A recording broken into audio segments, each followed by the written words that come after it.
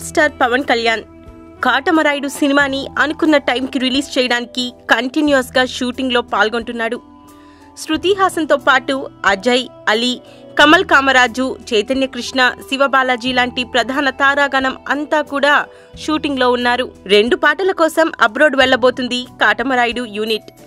ఈ రోజు నుండి పాటల్ని డైరెక్ట్గా ఆన్లైన్లో రిలీజ్ చేయబోతున్నారు. మెగా ఫ్యామిలీకి సెంటిమెంట్గా మారిన ప్రీ రిలీజ్ ఈవెంట్ని పవన్ కూడా ఫాలో అయిపోతున్నాడు.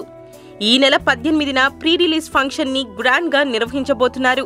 అయితే ఈ ఫంక్షన్ కి మెగా ఫ్యామిలీ నుండి ఎవరు వస్తారు అనేది $1 మిలియన్ ప్రశ్నగా మారింది. చిరు ఖైదీ నంబర్ 150 ప్రీ రిలీజ్ ఈవెంట్ కి పవన్ వెళ్లలేదు.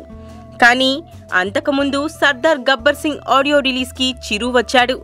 అయితే పవన్ తరపున నిర్మాత శరత్ మరార్ ఖైదీ ఫంక్షన్ కి అటెండ్ అయ్యాడు.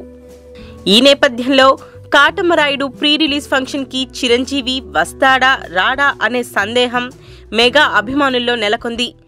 ఒకవేళ చిరు రాకపోయినా తన బదులు mega power star Ram Charan ని పంపించే అవకాశం ఉందని కూడా తెలుస్తుంది.